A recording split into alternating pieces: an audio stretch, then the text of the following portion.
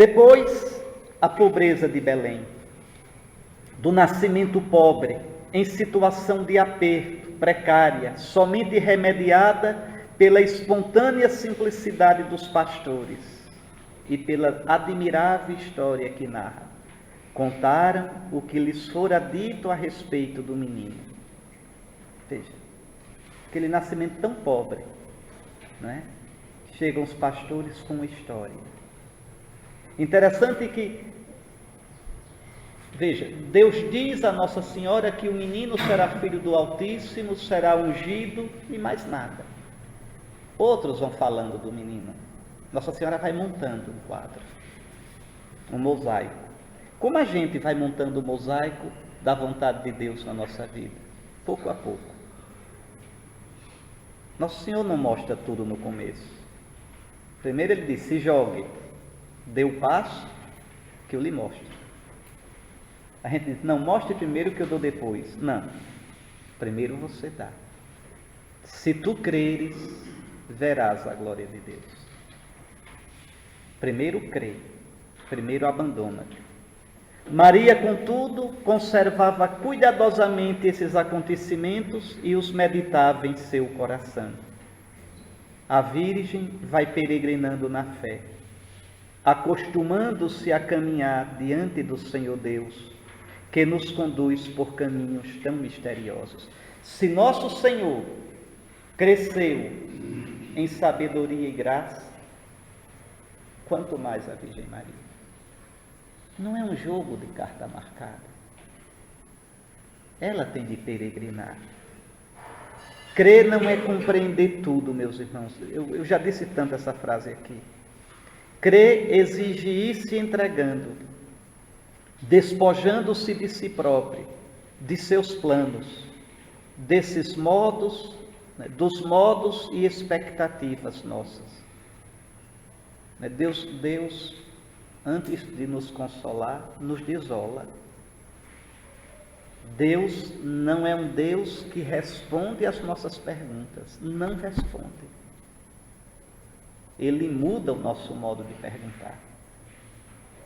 Deus não corresponde às nossas expectativas. Ele as muda. Não é um Deus de encomenda. A gente não tem Deus na palma da mão. Não tem. Nós estamos nas mãos dele. Ele não está nas nossas mãos. Ele é o Santo. Ele é o Eterno. Eu sou o Senhor vosso Deus que não aceita suborno. Não adianta. Não se barganha com Deus. Crer é ir deixando que o Senhor nos habite inteiramente. O português aqui está todo bagunçado. A Virgem no corpo experimentou isto, viveu isto, e foi se tornando sempre mais virgem no seu coração disponível e pobre. A virgindade do corpo está no começo da vida. A virgindade do coração a gente vai adquirindo. Nossa Senhora, virgem no corpo, vai se tornando virgem no coração.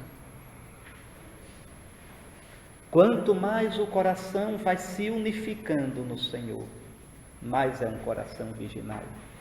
O Salmo diz, mostra-me o teu caminho e andarei na tua verdade.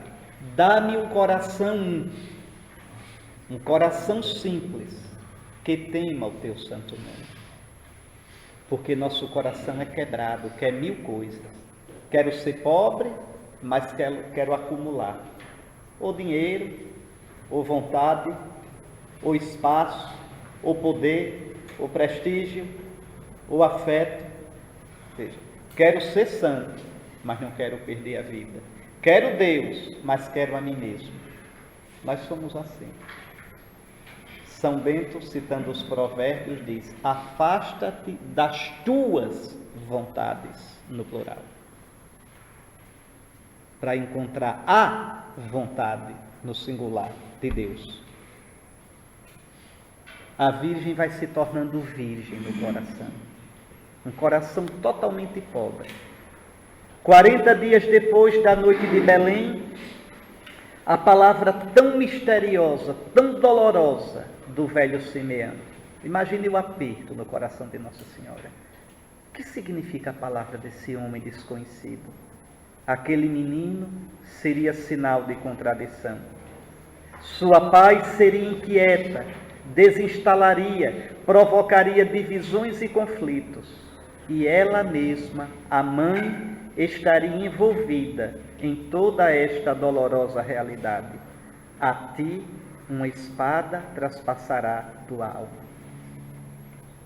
É inaceitável a visão desses pentecostais, da tradição protestante, dizer que Nossa Senhora não é ministra da salvação.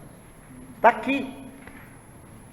Veja, a nossa salvação, a cruz, respinga, atinge a Virgem Maria. Uma espada, veja, o cravo que traspassa os membros de Cristo, em forma de espada, traspassa o teu coração. Daqui depende você afirmar que o fiel, que o discípulo participa ou não da obra salvífica do Senhor. A Escritura, os apóstolos dizem que participa. Somos cooperadores de Deus, cooperadores da verdade, embaixadores de Deus, embaixadores de Cristo. Vejam Cirineu, a Virgem é a primeira e de modo excelente a participar da obra da salvação. Veja, mais do que São Paulo, ela pode dizer: eu completo na minha carne.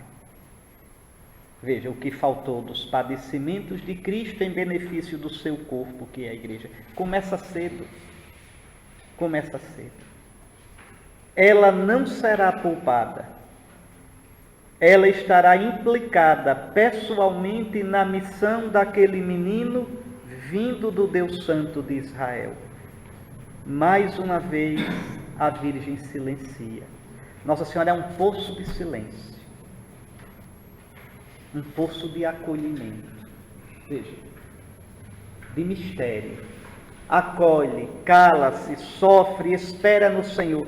Também aqui ela é modelo da igreja. Como a igreja hoje tem um déficit de silêncio. Como a igreja hoje tem um déficit de escutar. Quantos documentos, como a gente fala. Que igreja tagarela. Parece aquelas mulheres que não param de matraquear. Fala o tempo todo, fala sobre tudo. A gente devia fazer uma moratória de palavras. Escutar o Senhor. Passar uns 10 anos sem um documento. Só escutando a palavra do Senhor. Desintoxicar de tanta ideia, de tanta... Escutar o Senhor. Repousar o coração. Desintoxicar-se.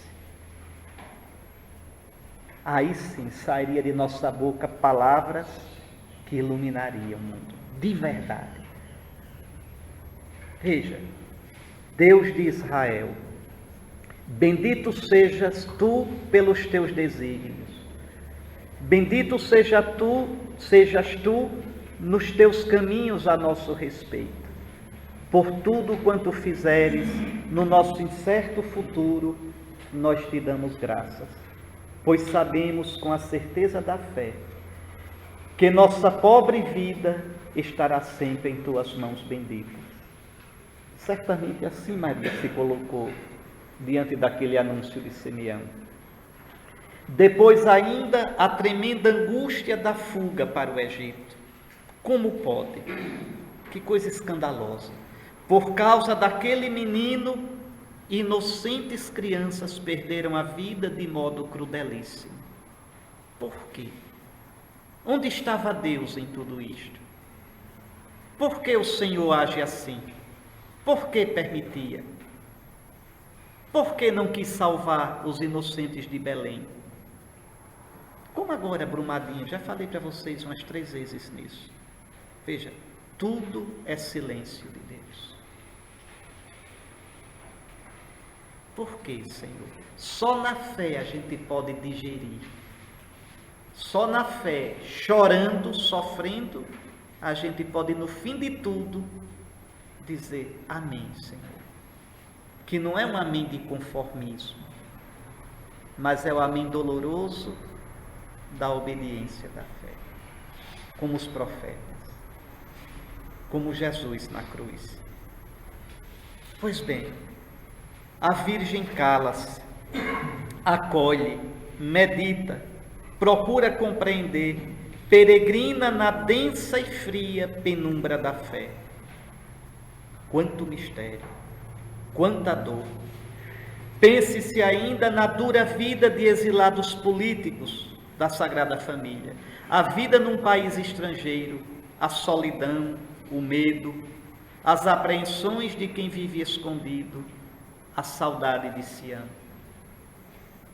O Senhor Deus, silenciosamente, aparentemente ausente, ia costurando o seu desígnio salvífico, tecendo na existência de Maria, José e Jesus. Não vi anjo do céu servir a mesa, não vi arcanjo varrer a casa, não. É a vida miúda do dia a dia. Aquela vida meio opaca do dia a dia. É nessa vida que a gente tem que descobrir Deus. Ou a gente descobre Deus nessa vida aparentemente insignificante, ou não vai descobri-lo nunca. É a fé que transforma as coisas pequenas, aparentemente insignificantes, em caminho de salvação. Como nosso pai Abraão, Nossa Senhora foi construindo altares no seu coração. Altares de obediência, de silêncio, de abandono. A Virgem, pobre e disponível, ia se deixando moldar, conduzir, como Abraão. Esperança de Israel, Senhor, porque és como um estrangeiro sobre a terra.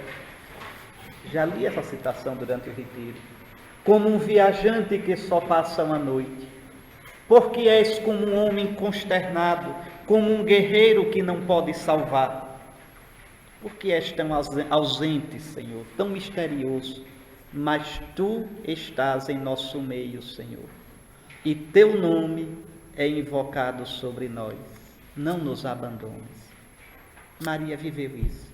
Maria, a mística dela é a mística das mulheres da Bíblia. Por isso a liturgia, olha, a liturgia é uma fonte de espiritualidade sólida, seguríssima. Por isso a liturgia nas festas da Virgem Maria nos faz falar de Esté, de Judite, de Sara, das mães de Israel.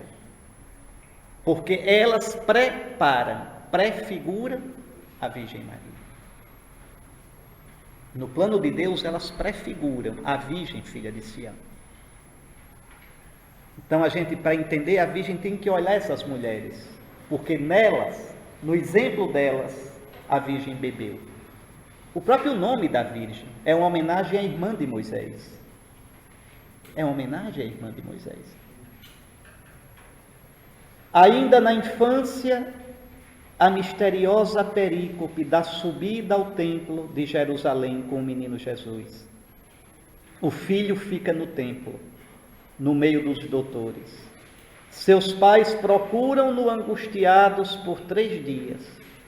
Mais uma vez aparece claro que o Senhor Deus, se nos ama, se é um Deus presente e atuante, não é, contudo, aquele que nos poupa dos embates da vida, mas sim aquele que nos sustenta, nos fortalece, nos dá força para caminhar, para prosseguir, mesmo nas provações.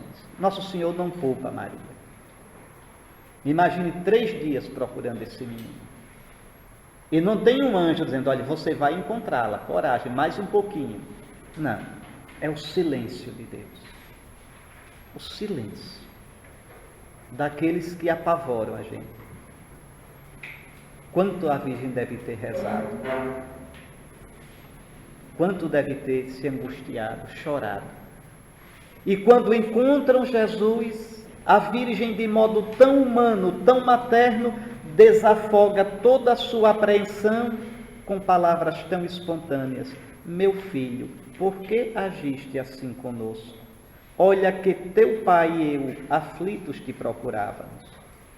A resposta do menino é tão distante. Por que me procuráveis? Quase uma repreensão. Não sabias que devo estar na casa do meu pai? Coitado de José escutar isso. Veja, José fica no canto.